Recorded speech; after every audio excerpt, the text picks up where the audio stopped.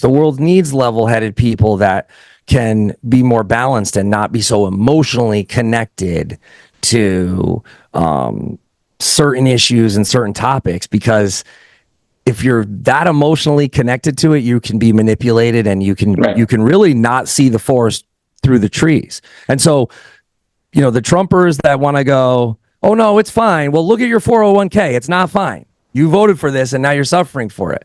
And at the same token, the people that are like, no, he's the pinnacle of mental acuity. No, he's not.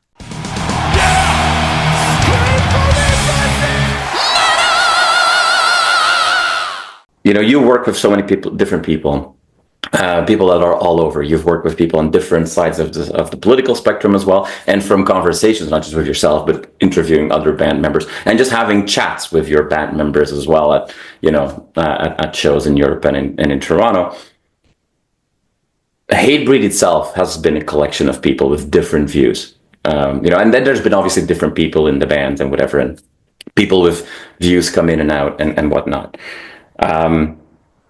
Somehow in this ridiculously politicized world, because we are in a politicized world, and it seems like people are more tribalistic than ever before, and I know that you'll applaud less censorship, but I'm sure that you'll also be at the same time, as we see less censorship in certain platforms, we're seeing in the States environmental policies being taken away, and I know those are things that are really important to you. There's always stuff going on. Somehow, Hatebreed seems to have been not just a band, but also a community of fans around it, where people seem to be okay to work with people that have vastly different views and to get along or at least have a good time together. What's that like? And it's something we could use a little bit more of that Hatebreed mentality maybe in the, everywhere in the world. It's not just an American thing, politics are divisive everywhere in the world. What's your takeaway on that? Like, how has a band like Hatebreed been able to do that? Being very vocal about certain things, about very different things, being able to work with people. I mean, you've worked with many people that have been in Exodus. Exodus is another example of that. There are people that are at the extreme ends of the political scale there, but 40 years later, they're still making kick-ass music. What's your take on that? Because it's important. My take is that everyone's connected. We're more connected than we believe we are.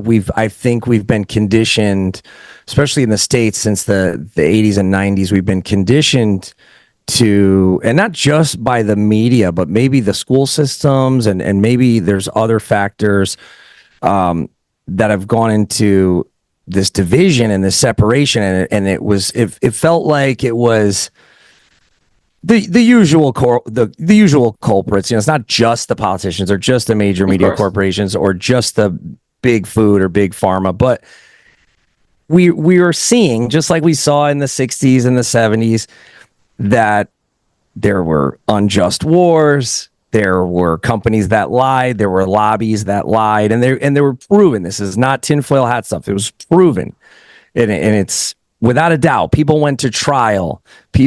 Juries of peers proved these things, and these companies had to do millions of dollars in payouts to the victims. But also, when you bring it up from a band standpoint, right? Like, Hatebreed's message has always been to uplift the individual, because you can't help your family and your friends if you can't help yourself, right? You have to help yourself first, and you have to. I think everybody has a little hypocrite in you, and that's okay. But when you're constantly making an effort to learn about these things that are important to you, one person can actually make a change. But we are told that that's not possible, because that could threaten billions and billions of dollars of profit at the highest levels. Right. And we've seen the little guy get crushed. We've seen what happens to people who challenge whatever system it may be, whether it was Pearl Jam with who or whatever. Like, we've seen this happen, and it creates a fear, right? It creates it didn't work for them, I can't work for me. But there are times when one person does light that flame that lights a million, and it it can make positive change, but fighting people online is not going to change anything, right? No. And Ripper, if you look at Ripper, here's somebody, he was demonetized his PayPal for a post that was like very innocuous years ago. And he's since been less vocal, not because he was demonetized, but just because he's changed his opinion on a lot of things. And he's on maybe the opposite spectrum of, say, D or Sebastian Bach. But when you somehow meet in the center on a lot of topics and a lot of issues, and we're more connected than we know. And we're more affected by these things than we know. Like I was talking to my father the other day, and my father was in Vietnam. My father was exposed to Agent Orange. My family has been affected by Agent Orange poisoning because it's literally in your genetics now. And this is a product that was made to kill people and hurt our own troops. And this is proven. This is not tinfoil hat stuff. This is not crazy stuff. This is Monsanto paid out. I mean, hundreds of thousands of kids that got spinal bifida and worse. But when you challenge someone's worldview and they want to think like, oh, they wouldn't do that to us. They wouldn't put glyphosate in our food and give us cancer. Right, because you're a good person and you wouldn't do that to someone else. Yeah. And so those types of people that are good people that don't believe this stuff because it challenges their worldview and can break their identity to a certain extent. I understand it's hard. It had to happen to me too. I was crushed when I would learn about these things and you go, oh my God, this is real. Like, how could they do this? They sold this dude into a war that was completely unjust. And these guys, I mean, you can go watch the videos. They were like, it was a draft. They drafted these guys. People were shook. They were watching the numbers be called, the birthdays be called. They're going to have to go to a foreign country to kill people who did nothing to them. But that's in some people's mind who love the establishment and love what they think is needed to keep this, whatever we want to call it, democracy. They were sold a lie. Oh. And it's hard for them to admit that even now, 40, 50 years later, it's hard. You can see people that are like, no, it's a nuanced subject and this and that. And they don't want to look, they don't have time. They're trying to just pay their bills and buy eggs. They don't have time to look up the Gulf of Tonkin or they don't have time to look up these things and research it and read the books and listen to the lectures and read the articles. So I get it. So I think you need to treat people as individuals. You need to approach them with love and with honesty. And you also have to be a compass between the two. So, I mean, I got shredded on Instagram when I had Nugent on my podcast. And I said, hey, let's get a big show together with Bach, the Nuge, D, hash it out, work it out.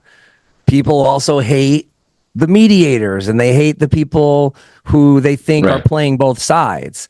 But the world needs the mediators. The world needs level-headed people that can be more balanced and not be so emotionally connected to certain issues and certain topics, because if you're that emotionally connected to it, you can be manipulated and you can really not see the forest through the trees. And so, the Trumpers that want to go, oh no, it's fine. Well, look at your 401k. It's not fine. You voted for this and now you're suffering for it. And at the same token, the people that are like, no, Biden's he's the pinnacle of mental acuity. No, he's not. So you have to see this both ways. They're going lesser of two evils and all this stuff. And you're like, no, the truth is somewhere in the middle and everyone is connected. As much as we don't want to think about that, we're all whatever. I don't care what religion you subscribe to. I don't care what socioeconomic background you're from. We're all in this together. As cheesy and cliche as that sounds, if you don't want to go full nihilist, full black pill, fuck everything, we're not here for a reason. If you want to do that, I can't change your mind. I'm trying to not go that route.